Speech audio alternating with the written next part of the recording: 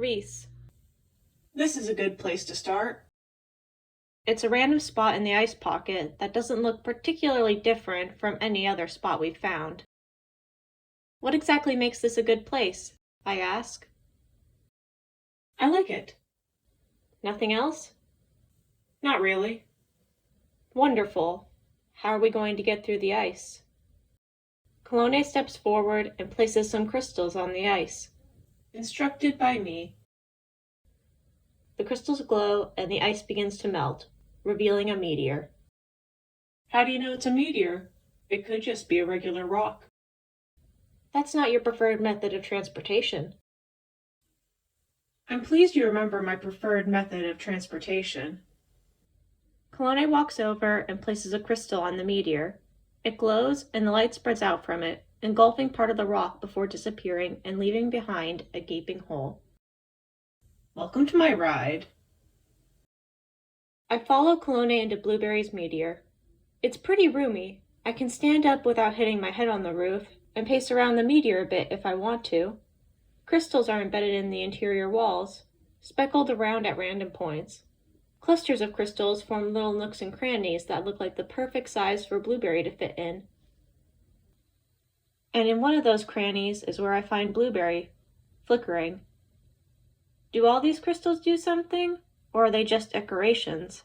I ask, picking her up. They all do something. I just use them as decorations.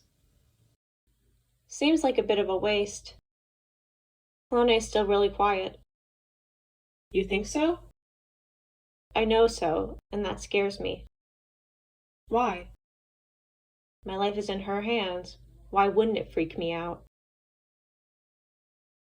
Screon. I can feel the somber atmosphere the moment I return to Sheeta.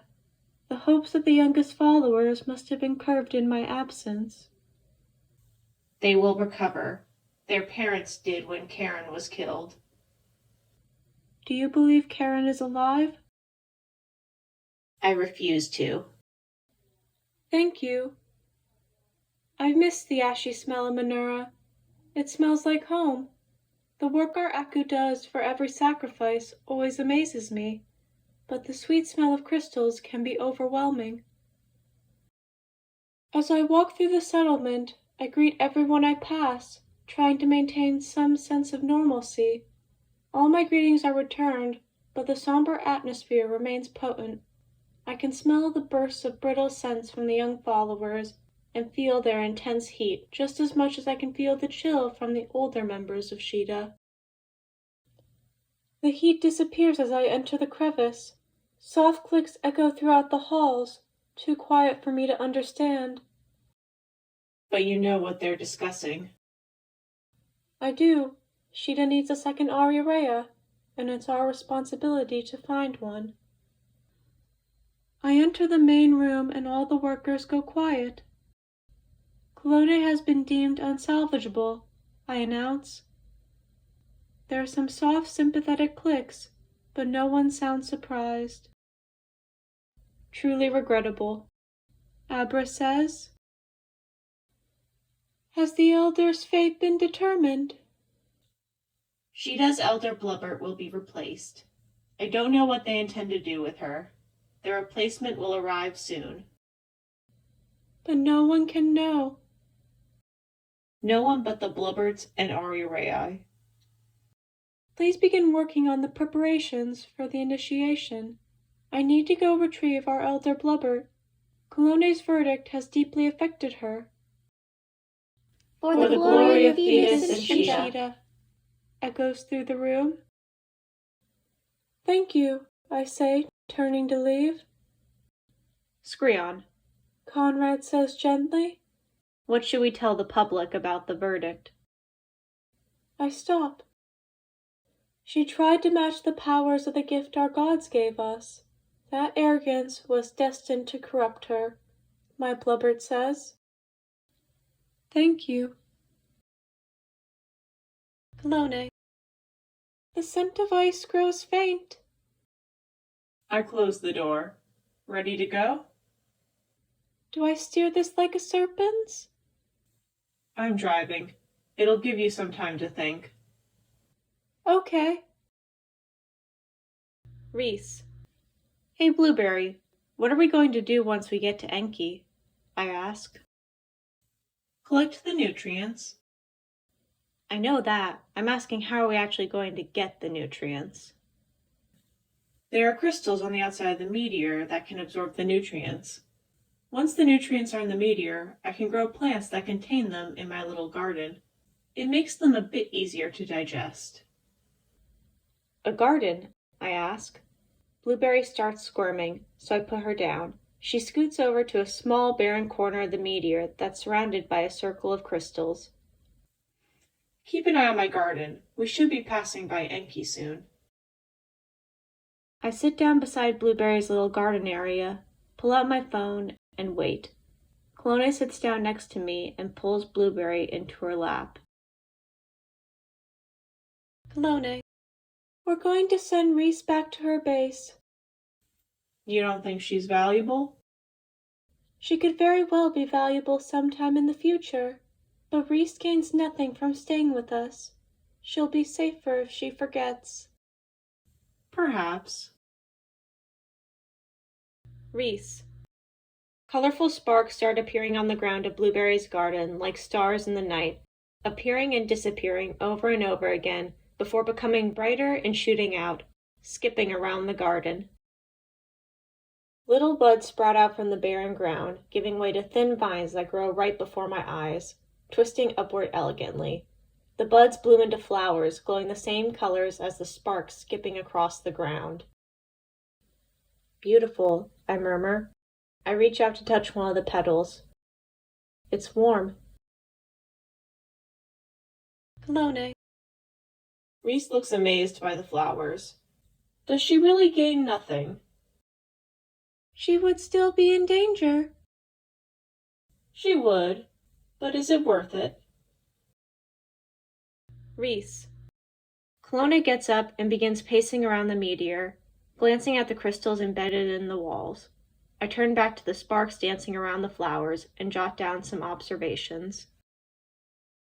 The flowers have diameters ranging from 0.5 centimeter to 1 centimeter. They look like forget-me-nots, but I might just think that because of the size.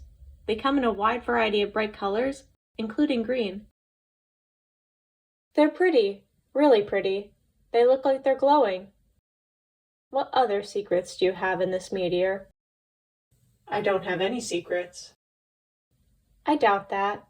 You just fly around in your pretty little space garden, decorated with crystals that are purely cosmetic? Well, no, but that doesn't mean I have secrets. I'll answer any question. But someone has to ask. Reese, do you want me telepathically shoving several centuries worth of information into your mind up until the day you die? Because even if you live another 100 years, and even if you spent all that time listening to me, you wouldn't even know 1% of what I know. Right. How old are you anyways? I stopped counting a long time ago. I would say you must be old, but you're also pretty damn lazy sometimes. Perhaps. This might just be a midlife crisis. Who knows? I would hope you do, but I guess that's asking too much. Screon. Screon! Kame and Ketty are waiting for me with the serpents. Did you invite them? Their blubberts requested they come along. No one wants another failure within this time period. Good. Are you both ready? I ask. They're cold right now, but that's to be expected. Yes. Kame says. Her clicks are clipped. Let's go, I say, following them into the serpents. Reese. Where are we heading next? I ask as I put my phone away. There's only so much to say about Blueberry's little light show. Clone stops pacing and turns to me. We should stop by your base, Clone says. Right. Everyone back at the base must be freaking out by now. Wait. Did you just expect everyone at the base wouldn't care if I suddenly went missing with an alien that could talk? Crystals. Right. It's the damn crystals. Clone. You're just going to drop her off and vanish without a goodbye? And erase her memory. That's probably the kindest thing to do. What are we going to do after that? Reese asks. We have to stop them. There's an idea. What are you going to do after that? Work on creating more crystals and finishing my research. And what are you going to do with that research? Stop us? I still have to figure that out myself.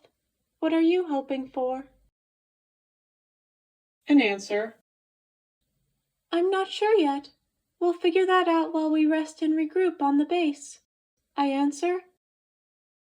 Reese hums in agreement before her artificial scent gets stronger. Interesting thought she just had. How exactly are we going to explain a humanoid alien? She asks. We won't. But she doesn't know that. May I offer a suggestion? Okay. Pretend to be another blubbert. Reese goes from surprised to impressed and then to mildly irritated in mere moments. That works. Reese says.